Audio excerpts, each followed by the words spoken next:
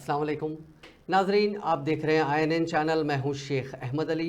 इस news bulletin में आइए नज़र डालते हैं दिन भर की बड़ी खबरों पर। महकमे तालीम ने वाजे किया है कि रियासत में सरकारी असातिज़ा को टेट इम्तिहान लिखने के लिए क़ब्ल वक्त इजाज़त हासिल करने की ज़रूरत नहीं है। इस सिलसिले में कमिश्नर महकमे तालीम ने वजाहत करते हुए बताया कि गुज़िश्ता चंद दिनों से इस बात की इत्तलात गश्त कर रही हैं कि टेट इम्तिहान यानी टीचर्स एलिजिबिलिटी टेस्ट में शिरकत करने वाले सरकारी असातिज़ा को महकमे तालीम से इजाज़त हासिल करनी होगी, जिसके बायस सरकारी असातिज़ा तज़ब्ज़ुब का शिकार हैं। तमाम महकमे तालीम की जानिब से ये वाज़े किया जाता है कि टेट इम्तिहान में शिरकत के ख्वाहिशमंद सरकारी असातिज़ा को महकमे तालीम से इजाज़त हासिल करने की ज़रूरत नहीं है। बताया गया कि सरकारी असातिज़ा को तरक्की पाने के लिए टेट इम्तिहान में कामयाबी लाजमी करार दी गई है, जिससे सेकेंडरी ग्रेड टीचर यानी SGT से स्कूल असिस्टेंट और स्कूल असिस्टेंट से हेडमास्टर के तौर पर तरक्की हासिल करने के लिए टेट इम्तिहान में क्वालिफाई करना सरकारी असातिज़ा को लाजमी करार दिया गया है। इसके पेश नज़र सरकारी असातिज़ा को भी तरक्कियों को हासिल करने के लिए टेट इम्तिहान लिखना ज़रूरी हो गया है। रियासती हुकूमत ने 11,000 से ज़ायद असातिज़ा की जायदादों पर तकर्रुरात के लिए मेगा DSC इम्तिहान मुनक़िद करने का ऐलान किया है, जिसके पेश नज़र ज़्यादा से ज़्यादा उम्मीदवारों को DSC इम्तिहान में शिरकत के लिए इस मरतबा टेट इम्तिहान भी मुनक़िद करने का फ़ैसला किया गया। 20 मई से 3 जून के दौरान ऑनलाइन तरीक़ेकार पर टेट इम्तिहान मुनक़िद होने वाले हैं। इसके लिए दरख्वास्त फॉर्म कबूल किए जा रहे हैं। ख्वाहिशमंद उम्मीदवार 10 अप्रैल तक ऑनलाइन तरीक़ेकार पर दरख्वास्त फॉर्म दाखिल कर सकते हैं। चीफ सेक्रेटरी शांति कुमारी ने ज़िला कलेक्टर्स के साथ वीडियो कॉन्फ्रेंस करके अपने अपने अजला में पीने के पानी की सूरत हाल का जायज़ा लिया। उन्होंने इस बात का अदा किया कि मौसम गर्मा में पीने के पानी का कोई मसला नहीं है, क्योंकि इस साल रियासत के 3 अहम आबी ज़खायर में वाफर मिक़दार में पानी मौजूद है। चीफ सेक्रेटरी ने कहा कि रियासत में पीने के पानी के मसले को हल करने के लिए समर एक्शन प्लान पहले ही वज़ा किया जा चुका है और अजला को मुनासिब फ़ंड्स भी जारी कर दिए गए हैं, क्योंकि रियासत में पीने के पानी की फराहमी के बारे में फ़िक्र करने की ज़रूरत नहीं है। उन्होंने नोट किया कि जबकि बोरवेल्स की फ्लशिंग और पाइपों की मरम्मत का काम पहले ही मुकम्मल हो चुका है, कलेक्टर्स को मशवरा दिया गया कि वो इंतज़ामिया की गलतियों को फौरी तौर पर दुरुस्त करें और पानी की मुसलसल फराहमी पर खुसूसी तवज्जो दें। कलेक्टर्स को बताया गया कि वो हर रोज़ देहातों और कस्बों में पीने के पानी की फराहमी पर मुताल्लिक़ा फील्ड सतह के ओहदेदारों और नोडल ओहदेदारों के साथ टेली कॉन्फ्रेंस करें। उन्होंने हिदायत दी कि इस बात को यकीनी बनाया जाए कि खुसूसी इक़दामात किए जाएँ कि मौसम गर्मा के एक्शन प्लान के हिस्से के तौर पर मंजूर किए गए तमाम काम बर वक्त मुकम्मल किए जाएँ और ऑपरेशन और देखभाल पर खुसूसी तवज्जो दी जाए। BRS से कांग्रेस में शामिल होने वाले खैरताबाद के रुकन असेंबली दानम नागेंद्र के खिलाफ हाई कोर्ट में एक रिट पिटीशन दाखिल हुई है, जिसमें कहा गया है कि BRS के टिकट पर कामयाबी हासिल करने वाले नागेंद्र ने कांग्रेस में शमूलियत अख्तियार कर ली और सिकंदराबाद लोकसभा हल्के से वो कांग्रेस के उम्मीदवार भी बन गए, जिसके पेश नज़र नागेंद्र की असेंबली की रुकनीत को ख़त्म कर देने की दरख्वास्त की गई। शहर से ताल्लुक़ रखने वाले राजू यादव नामी कांग्रेस के एक मकामी लीडर ने हाईकोर्ट से रुजू होते हुए बताया कि नागेंद्र ने पार्टी इनहराफ करते हुए कांग्रेस में शमूलियत अख्तियार कर ली और असेंबली की रुकनीत से इस्तीफ़ा पेश ना करते हुए कांग्रेस के टिकट पर सिकंदराबाद लोकसभा से भी मुकाबला करने वाले हैं। दरख्वास्त गुजार ने नागेंद्र के इस इक़दाम को गैर कानूनी और गैर दस्तूरी करार देते हुए उनकी असेंबली की रुकनीत ख़त्म करने की स्पीकर को हिदायत देने की दरख्वास्त की। ज़राए के मुताबिक इस दरख्वास्त पर हाई कोर्ट जुमेरात को समाअत कर सकती है। कांग्रेस के सीनियर कायद V हनुमंतराव ने आज वज़ीर आला रेवंत रेड्डी से मुलाकात की और इस मुलाकात के बाद ये वाज़ेह हो गया है कि उन्हें पार्लियामेंट का टिकट मिलने का कोई इम्कान नहीं है। पार्टी से साबिक़ा रुकने राज्यसभा नाराज़ थे। हनुमंतराव जो गुज़िश्ता कुछ दिनों से पार्टी सरगर्मियों से दूर हैं, उन्होंने हाल ही में मीडिया के सामने अपनी नाराज़गी का इजहार किया था। उन्होंने कहा कि वज़ीर आला रेवंत रेड्डी का रवैया पार्टी के सीनियर कायदीन के साथ ठीक नहीं है। जब इस बात का वज़ीर आला को इल्म हुआ तो उन्होंने महेश कुमार गौर से बात की और महेश कुमार गौर ने हनुमंतराव को साथ लेकर वज़ीर आला रेवंत रेड्डी के साथ मुलाकात की। वज़ीर आला से मुलाकात करने वाले VH ने कहा कि वो हर तरह से उनके साथ खड़े हैं। CM रेवंत रेड्डी ने तमाम कायदीन को साथ लेकर चलने का ख्याल जाहिर किया। बीआरएस के कारगुजार सदर केटी रामाराव ने एक बार फिर चीफ मिनिस्टर रेवंत रेड्डी के खिलाफ संगीन इल्जामात आयद किए। आज उन्होंने मीडिया से बात करते हुए कहा कि कांग्रेस दौरे हुकूमत के 100 दिन झूठे बयानात के साथ गुजर गए। उन्होंने कहा कि 10 साल हकीकत और 100 दिनों के झूठ के दरमियान काफ़ी वाज़ेह डिफरेंस दिखाई दे रहा है। केटिया ने मजीद कहा कि अवाम कांग्रेस को पार्लिमानी इंतखाबात में सबक सिखाने के लिए तैयार है। 6 గ్యారెంటీలు పక్కకు పోయినాయి, ఇప్పుడు 6 గారడీలు మోపైనాయి। 6 గారడీలు అంటే ఏంటి? ఒకటేమో కాళేశ్వరం స్కామ్ అని చెప్పి యూట్యూబ్లో ఆన్లైన్లో ఒకటి రాయాలి, ఇంకో దిక్కు బర్ల స్కామ్, ఇంకో దిక్కు గొర్రెల స్కామ్, ఇంకో దిక్కు ఫోన్ ట్యాపింగ్, ఇదట అంటే అదట, అదట అంటే ఇదట, వీళ్ళ ఫోన్ ట్యాప్ అయిందంటే వాళ్ళ ఫోన్ ట్యాప్ అయిందట। నిన్న చూసిన ఓ దగ్గర నేను 10 లక్షల ఫోన్లు ట్యాప్ చేసిండు కేసీఆర్। చేస్తే గీస్తే ఒకడో ఇద్దరో లుచ్చగారుల ఫోన్లు ట్యాప్ చేసి ఉండొచ్చు, నాకెమెరిక కానీ చేస్తే చేసి ఉండొచ్చు, దొంగల లంగలి, ఎందుకంటే పోలీసుల పని అది। కానీ దానికి ఏదో పెద్ద అంతర్జాతీయ కుంభకోణం ఏందో జరిగిపోయింది, ఏమో అయిపోయింది। ఎందుకు ఇవన్నీ డ్రామాలు? ఎందుకంటే ప్రజల మనసు అటెన్షన్ డైవర్ట్ చేయాలి। దేని మీదకెళ్ళి డైవర్ట్ చేయాలి? రైతు బంధు ఇస్తలేదన్న దాని మీదకెళ్ళి డైవర్ట్ చేయాలి, మహిళలకు 2500 వస్తలేదన్న దాని మీదకెళ్ళి డైవర్ట్ చేయాలి, పెద్ద మనుషులకు 4000 పెన్షన్ వస్తలేదన్న దాని మీదకెళ్ళి అటెన్షన్ డైవర్ట్ చేయాలి। దేని మీదకి తిప్పాలి దీన్నంతా? ఏదో జరిగిపోయిందట, కుంభకోణమట, లంబకోణమట। అరే రేవంత్ రెడ్డి గారు, ముఖ్యమంత్రిగా నువ్వే ఉన్నావు, చేతనైతే దమ్ముంటే ఈ లీకులు బంద్ చేసి చర్యలు తీసుకునేది ఉంటే తీసుకో, మేము వద్దంటలేం, కానీ ఈ పనికి మాలిన డ్రామాలు ఆపు। అప్పట్లో నాగార్జునదో సినిమా వచ్చిండే, అందులో పాట ఉంటుంది గ్రీకు వీరుడు అని, ఈయననేమో లీకు వీరుడు రేవంత్ రెడ్డి। ఎందుకంటే నాకు ముఖ్యమంత్రి పదవి నడపత్తలేదు, ఏం చేస్తుండ్రు? రోజొక్క లీకు, అదేదో స్కామ్ అయింది, ఇదేదో స్కామ్ అయింది, డైరెక్ట్గా చెప్పారు అదరాబాయి, నాకు అర్థం కాదు, సీదా చెప్పు, ఈ తప్పు అయింది, వీని పట్టుకున్నామని లోపలేసినామని చెప్పు। దానికి ఇక్కడ లీక్ ఇచ్చుడు, అక్కడ లీక్ ఇచ్చుడు, యూట్యూబ్లో ఎవరినో ఎల్లనను మళ్ళనను పట్టుకొని వాంతో చెప్పించుడు, తుల్లారలేస్తే తిట్టిపిచ్చుడు, ఫాల్తు మాటలు ఎందుకు నాకు అర్థం కాదు। ధైర్యం ఉంటే చెయ్యి, ముఖ్యమంత్రి నువ్వు, అధికారం నీది, తప్పులేం జరిగినాయో బయట పెట్టు, లోపలే ఎవరెవరు నేస్తావో మేము వద్దంటలేం కదా। అది ఏమి చేయకుండా రైతు రుణమాఫీ అడుగుతారేమో, ఈ బల కొడతారేమో, అందుకే నిన్న మా హరీష్ రావు గారు మంచి స్టేట్మెంట్ ఇచ్చిండు। మీరు కూడా దయచేసి మేడ్చల్లో చెప్పాలా, రైతులకు చెప్పాలా। రేవంత్ రెడ్డి మాట్లాడతాడు, పెద్ద పెద్ద మాటలు మాట్లాడతాడు, రైతులకు ఒకటే మాట నేను విజ్ఞప్తి చేస్తున్నా, మేడ్చల్ కానీ ఇంకో దగ్గర కానీ 2 లక్షల రుణమాఫీ జరిగిన వాళ్ళందరూ కాంగ్రెస్ కోటైంది, మిగతా వాళ్ళందరూ మా కోటైంది। ఆయన చెప్పినట్టు నిజంగా 2 లక్షల రుణమాఫీ చేసింటే వాళ్ళందరూ కాంగ్రెస్ కోటేయండి, మిగతా వాళ్ళు మాకు ఓటేయండి, బీఆర్ఎస్ కోటేయండి। అందుకే నేను మిమ్మల్ని ప్రార్థించేది, కోరేది, సమయం ఉంది, ఇంకో 45। बीआरएस पार्टी छोड़कर कांग्रेस में शामिल होने वाले एमपी रंजीत रेड्डी पर केटी रामाराव ने शदीद तनकीद की। उन्होंने कहा कि हमारी पार्टी के जीतने के बाद ही दुनिया को पता चला कि रंजीत रेड्डी कौन है। 2019 में चाहे वो सियासत में नए थे, पार्टी के हर कारकुन ने उन्हें जितवाने के लिए सख्त मेहनत की। रंजीत रेड्डी को भी सियासी तौर पर पार्टी में सबसे ज़्यादा तरजीह दी गई और हल्के में आज़ादी दी गई। रंजीत रेड्डी ने पार्टी के सामने अपनी कमज़ोरी का इजहार करते हुए बीआरएस पार्टी को धोखा दिया और वो इस इलेक्शन में मुकाबला नहीं करेंगे, ये कहते हुए वो सियासत छोड़े हैं, सिर्फ इक़्तिदार और दौलत के लिए रंजीत रेड्डी ने कांग्रेस पार्टी में शमूलियत इख्तियार की। आज चेवल्ला के बीआरएस के वर्कर्स के साथ केटी रामाराव ने एक जायज़ा इजलास मुनक़्क़िद किया, जिसमें उन्होंने इन ख्यालात का इजहार किया। उन्होंने कहा कि पिछले इंतखाबात में विश्वेश्वर रेड्डी ने भी यही सोचा था कि वो पार्टी से बढ़कर हैं और उन्होंने बीआरएस पार्टी छोड़कर कांग्रेस में शमूलियत अख्तियार की थी और इंतखाबात हार गए थे। उन्होंने कहा कि यही हशर रंजीत रेड्डी का भी होने वाला है।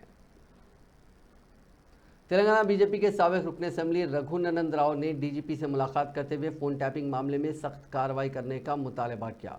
मुलाकात के बाद मीडिया से बात करते हुए उन्होंने कहा कि दुब्बाक ज़मनी इंतखाब में उनके फ़ोन की टैपिंग की गई थी। टैपिंग करने वालों के खिलाफ सख्त कार्रवाई का मुतालबा उन्होंने किया। उन्होंने कहा कि टैपिंग मामले में पहले मुलजिम के तौर पर उस वक्त के वज़ीर आला के चंद्रशेखर राव और दूसरे मुलजिम हरीश राव को बनाया जाना चाहिए और उस वक्त के कलेक्टर वेंकट रेड्डी के खिलाफ भी एफआईआर दर्ज की जानी चाहिए। పోలీస్ అధికారుల మీద చర్య తీసుకోమని దరఖాస్తు ఇస్తే ఆ రోజు ప్రభుత్వం స్పందించలేదు. రఘునందన్ రావు నవంబర్ 2020లో నా ఫోన్లు, నా కుటుంబ సభ్యుల ఫోన్లు విన్నారని నేను ఏదైతే ఆరోపించిందో అదే నిజమని ఇప్పుడు జరుగుతున్నటువంటి ఎన్నికలు దాఖలు చేసుకోగలుగుతుంది. కాబట్టి నేను మీ ద్వారా రాష్ట్ర ముఖ్యమంత్రి గారికి, తెలంగాణ యొక్క చీఫ్ జస్టిస్ గారికి 2 విషయాలు డిమాండ్ చేశాను. ఒకటి, అప్పటి ముఖ్యమంత్రి చంద్రశేఖరరావు ప్రమేయం లేకుండా ఏ పోలీసు వాడు కూడా టెలిఫోన్ ట్యాపింగ్ చేయాలి. అప్పుడు దుబ్బాక ఉప ఎన్నికల్లో మా దుబ్బాకకు ఇన్ఛార్జిగా పనిచేసింది ఎవరంటే హరీష్ రావు అనేటువంటి మంత్రి. సో ఈ కేసులో మొదటి ముద్దాయి ఎవరు కావాలంటే చంద్రశేఖరరావు మొదటి ముద్దాయి, హరీష్ రావు రెండో ముద్దాయి, మూడో ముద్దాయి అప్పటి మా జిల్లా కలెక్టర్ వెంకట్రామరెడ్డిని మూడో ముద్దాయిగా చేస్తున్నారు. ఈరోజు రాష్ట్ర డీజీపీ గారికి సీటు కాపీ తీసుకున్నాం. కనీసం ఈ రోజైనా ఒక నిష్పక్షపాతమైనటువంటి విచారణ కల్పిస్తున్నాం. పోలీసులు ఎందుకు నిష్పక్షపాతమైనటువంటి మాట ఎందుకు? बीजेपी के कौमी जनरल सेक्रेटरी व रुकन पार्लियामेंट करीमनगर बंडी संजय ने आज हैदराबाद के चंगी चरला में अक्सरियती तबके के नौजवानों से मुलाकात करते हुए उनकी अयादत की, जो होली त्यौहार की रात में पेश आने वाली फिरकावाराना कशीदगी के नतीजे में जख्मी हो गए थे। बंडी संजय की चंगी चरला की आमद के ऐलान के पेश नज़र पुलिस की जानिब से भारी बंदोबस्त किया गया था। उन्होंने हमले में जख्मी हिंदू नौजवानों से बातचीत की और वाक़े की तफसीलात हासिल की और उन पर हमला करने वालों को सज़ा दिलवाने तक उनका ताक़ुब करने का तयक़ुन दिया। बंडी संजय ने कहा कि होली की रात चंद मुस्लिम नौजवानों ने चंगी चरला में हिंदुओं पर हमला कर दिया था, जिसमें कई हिंदू जख्मी हो गए थे, लेकिन पुलिस की जानिब से हमलावरों के खिलाफ कोई कार्रवाई नहीं की गई। अलबत्ता जख्मी हिंदू नौजवानों के खिलाफ ही पुलिस ने केस दर्ज कर लिया।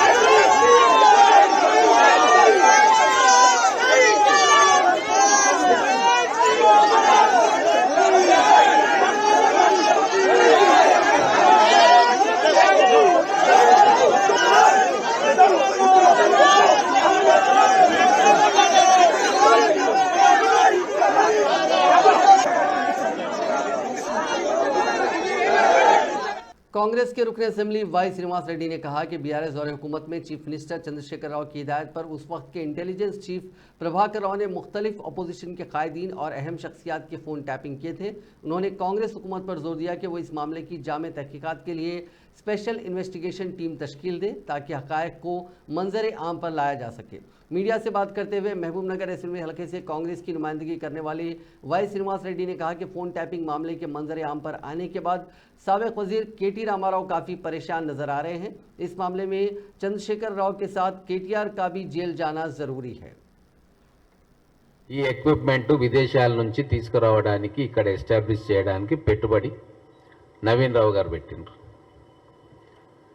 ఇంకొకరు శ్రవణ్ రావు గారు, వారు కూడా ఎక్విప్మెంట్ తీసుకొని ఒక దగ్గర పెట్టుకున్నారు. వీరిద్దరూ కల్వకుంట్ల కుటుంబానికి బంధువులు. వీళ్ళతోటి ఇంటెలిజెన్స్ హెడ్, ఇక్కడ ఉన్న కీలకమైన పోలీస్ ఆఫీసర్సు రోజు మాట్లాడుతున్నారు. ఈ సర్వేలెన్స్ ఎక్విప్మెంట్ నుంచి దాన్ని వాడి తీసుకున్న వాయిస్ రికార్డులు ట్యాపింగ్లన్నీ కూడా మీరు అప్పటి ఇంటెలిజెన్స్ హెడ్ ప్రభాకర్ రావుకి ఇస్తున్నారు.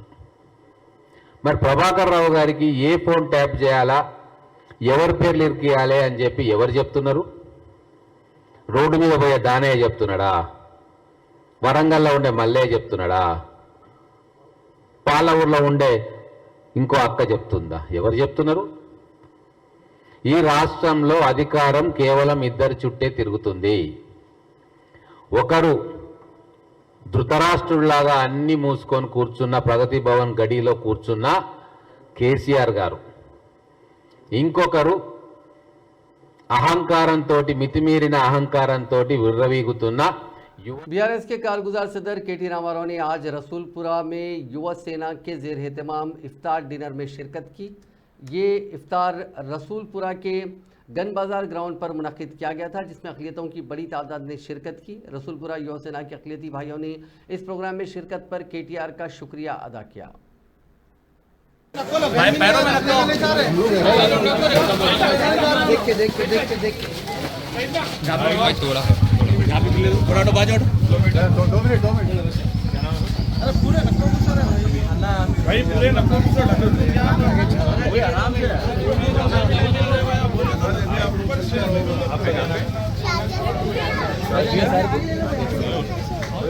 तीन नाम लगा लिए। आपका क्या नाम है? फिर से बोलो। गुड़िया। अरे वाह। आपका क्या नाम है? नाम बोलो। मोहम्मद हफीज। और आपका? मोहम्मद मुफीद। Nice meeting you. साइड होकर चलते रहो। चलते रहो।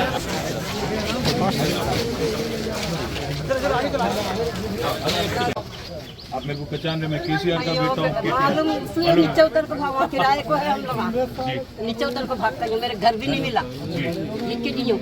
आप वहाँ से बाद में अब आते कैसा भी मैं लड़ना है। ठीक है, फिर हमको ला लेके लड़ लेते थे। कहाँ जा रहे हैं हम लोग?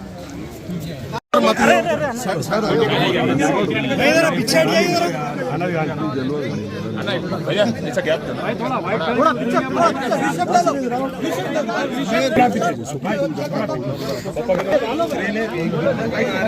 अबू तुम्हारा बैटिंग मिला हूँ। कमिश्नर पुलिस हैदराबाद श्रीनिवास रेड्डी ने पुराना शहर हैदराबाद के चार मीनार और मदीना मार्केट इलाकों का अचानक मुआयना किया। कल शब उन्होंने इलाके में किए गए इस मुआयने के दौरान अपने मातहत ओहदेदारों के साथ इलाके में सिक्योरिटी की सूरत हाल का जायजा लिया।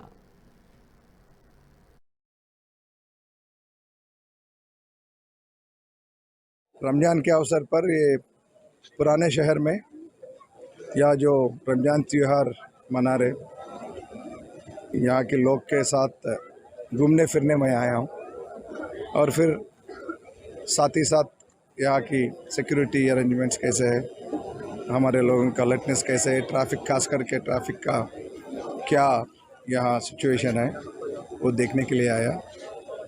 आप लोगों को मालूम है ये तो पूरे सारी दुनिया में ये मशहूर है। यहाँ हमारा ओल्ड सिटी हैदराबाद पुराने शहर का रमज़ान के टाइम पे ये जो जश्न और ये जोश होते हैं तो पूरे सारे दुनिया में ये बहुत मशहूर है। तो यहाँ आके हैदराबाद कोतवाल के रूप में मैं यहाँ आके यहाँ कुछ समय गुजारने के लिए मैं बहुत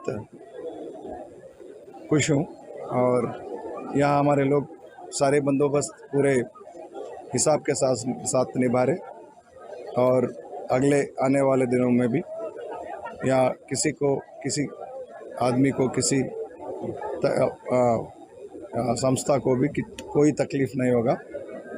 तो अपने या पुराने शहर के लोगों के रिक्वेस्ट पे हमारा गवर्नमेंट भी यहाँ के दुकान, होटल्स, पान शॉप जो भी है यहाँ, क्योंकि आधी रात में यहाँ पूरा ये यहाँ जागृति आता है तो पूरे वो टाइम का जो है नॉर्मल सिचुएशन पे जो टाइम है तो उसका रिलैक्सेशन करके सुबह तक ये चालू रहने के लिए वो ये भी हम ऑर्डर इशू किए थे।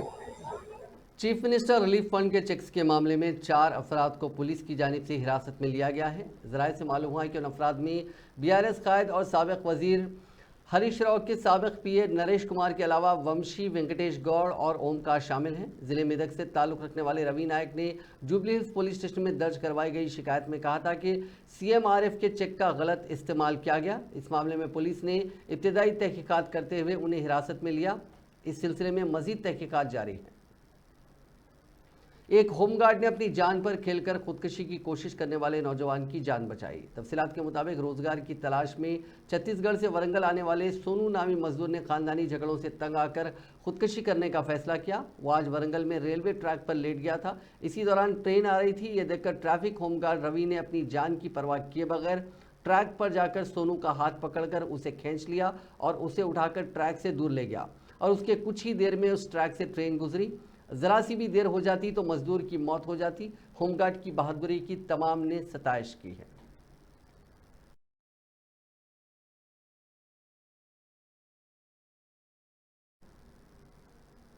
जिले सूर्यापेट में नामालूम गाड़ी की टक्कर से हलाक शख्स की लाश अंधेरे में नजर न आने पर नामालूम गाड़ियां उस पर चढ़ गईं। यह हादसा कल शब कोडाक के करीब कौमी शाहराह पर पेश आया, जिसमें नामालूम गाड़ी की टक्कर से एक शख्स हलाक हो गया। अंधेरे में लाश नजर न आने की वजह से इस हाईवे पर आने वाली तमाम गाड़ियां उस पर चढ़ गईं। लाश के तमाम आज़ाद शिनाख्त से बाहर थे। सुबह मकामी अफराद ने इस लाश को देखा और पुलिस को इस बात की इत्तला दी, जिसके बाद पुलिस ने वहां पहुंचकर लाश को पोस्टमार्टम के लिए भेज दिया। पुलिस ने इस सिलसिले में एक मामला दर्ज करके जांच शुरू कर दी। शहर हैदराबाद के इलाके कुकटपल्ली विवेकानंद नगर कॉलोनी में 2 आरटीसी बसें मुतसादिम हो गई। कल रात पेश आए इस हादसे में दोनों गाड़ियों के ड्राइवर्स मामूली जख्मी हो गए। ये बसें उप्पल डिपो की थीं। इस हादसे के साथ ही मकामी अफराद ने दोनों जख्मी ड्राइवर्स को इलाज के लिए एम्बुलेंस के जरिए अस्पताल पहुंचाया। इस हादसे में दोनों बसों के मुसाफिरीन महफूज रहे।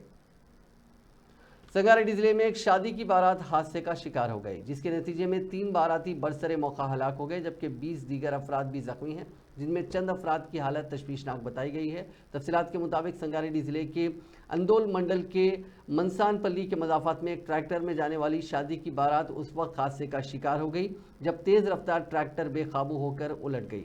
इसके नतीजे में 3 अफराद मौके पर ही हलाक हो गए, 20 अफराद जख्मी हो गए, जिन्हें जोगीपेट के सरकारी अस्पताल मुंतकिल किया गया। पुलिस ने इस सिलसिले में एक मुकदमा दर्ज करते हुए तहकीकात का आगाज किया। जिले हनमकुंडा में पेश आए सड़क हादसे में एक शख्स हलाक और दीगर 2 शदीद जख्मी हो गए। यह हादसा जिले के हसनपट्टी मंडल मुस्तकर के करीब उस वक्त पेश आया जब 2 लॉरियों का तसादुम हो गया। हादसा इतना शदीद था कि एक शख्स मौके पर ही हलाक हो गया। महलूक ड्राइवर की शिनाख्त मोहन नायक के तौर पर की गई, जो जिले सूर्यपेट का रहने वाला था। इस हादसे में एक लॉरी के कैबिन में वो फंस गया था। इस हादसे में दोनों लॉरियों को शदीद नुकसान पहुंचा। जख्मियों को इलाज के लिए मकामी अस्पताल मुंतकिल किया गया। पुलिस इस मामले की तहकीकात कर रही है। तमिलनाडु के एक जोड़े ने तेलंगाना के जनगांव जिले में खुदकुशी कर ली। उनकी शिनाख्त तमिलनाडु के रहने वाले सिल्वाराज और उसकी बीवी भाग्यलक्ष्मी के तौर पर की गई, जिन्होंने कल शब अपने जिस्म पर पेट्रोल डालकर आग लगा ली। पड़ोसियों ने इस बात की इत्तला पुलिस को दी, जिसके बाद पुलिस वहां पहुंची। पुलिस ने लाशों को पोस्टमार्टम के लिए भेज दिया और इस इंतहाई इक़दाम की वजह मालूम करने की कोशिश कर रही है। कार के शीशे तोड़कर तकरीबन 2 लाख रुपए की चोरी कर ली गई। यह वारदात तेलंगाना के जिले जनगांव में पेश आया। जराये के मुताबिक ये कार बैंक के करीब ठहराई गई थी। प्रताप रेड्डी नामी शख्स ने ICICI बैंक से 2 लाख रुपए निकाले और बादशाह पंजाब नेशनल बैंक के करीब कार को ठहराया और बैंक के अंदर दाखिल हुआ। इसी दौरान एक शख्स ने कार के करीब पहुंचकर उसके शीशे को तोड़ दिया और रकम की चोरी कर ली। रकम की चोरी की यह वारदात वहां करीब में लगे एक CCTV कैमरे में कैद हो गई। प्रताप जब वापस आया तो उसको इस वारदात का इल्म हुआ। उसने फौरी तौर पर पुलिस को इस बात की इत्तला दी, जिसके बाद पुलिस ने वहां पहुंचकर सूरत हाल का जायजा लिया और करीब में लगे CCTV कैमरे के फुटेज का तज्जिया करते हुए चोर की तलाश शुरू कर दी।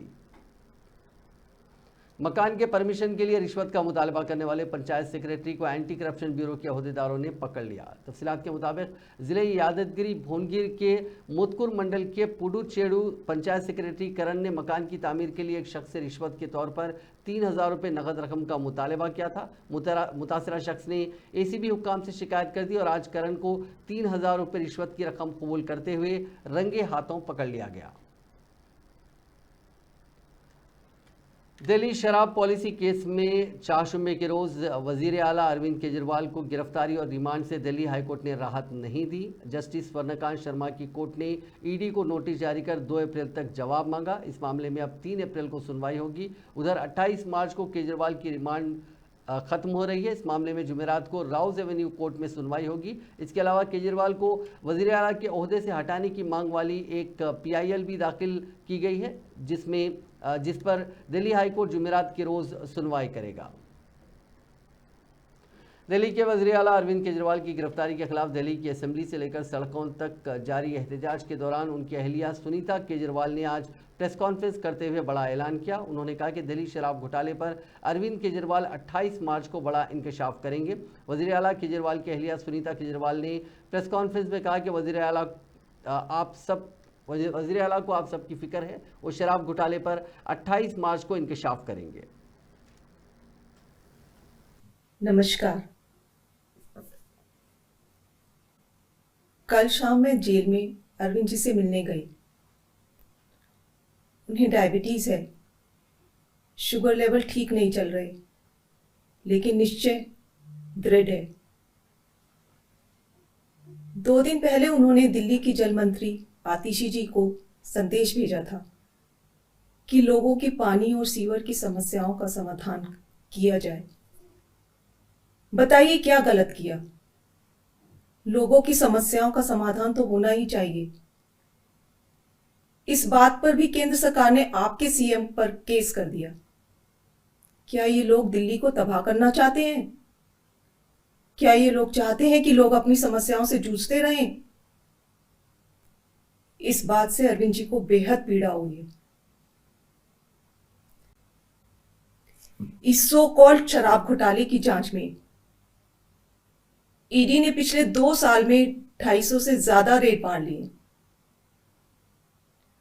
वो इस सो कॉल्ड शराब घोटाले का पैसा ढूंढ रहे हैं। अभी तक किसी भी रेड में 1 पैसा नहीं मिला।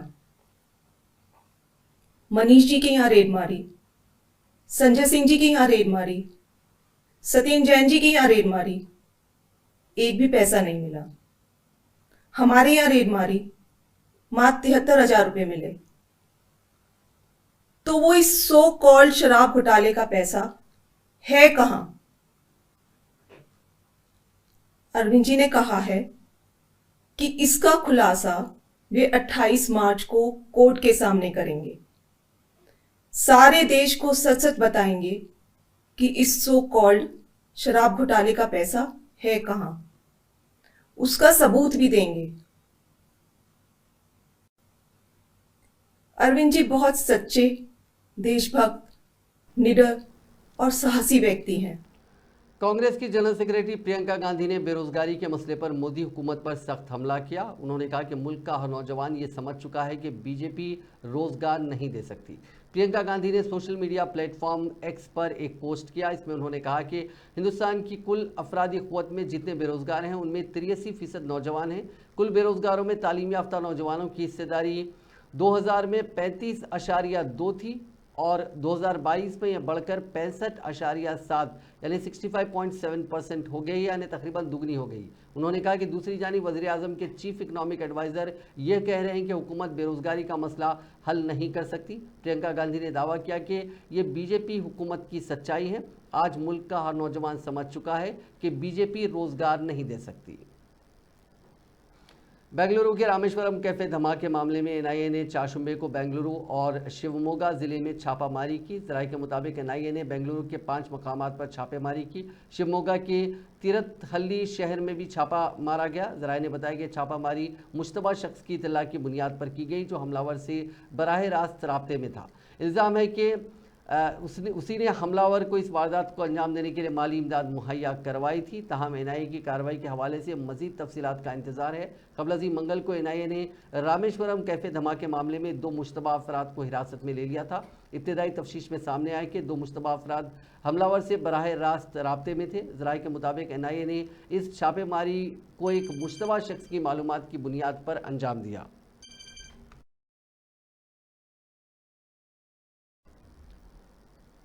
कोलकाता एयरपोर्ट पर चाशुंबे को रनवे पर खड़े एयर इंडिया के प्लेन से इंडिगो की फ़्लाइट टकरा गई। इस टक्कर से दोनों प्लेनों को नुकसान पहुंचा। एयर इंडिया फ़्लाइट के विंग का एक हिस्सा टूटकर गिर गया। इस वाक़े को लेकर directorate general of civil aviation यानी डीजीसीए ने जांच के अहकाम दिए हैं। साथ ही इंडिगो के पायलट और को पायलट दोनों को ऑफ ड्यूटी कर दिया गया है।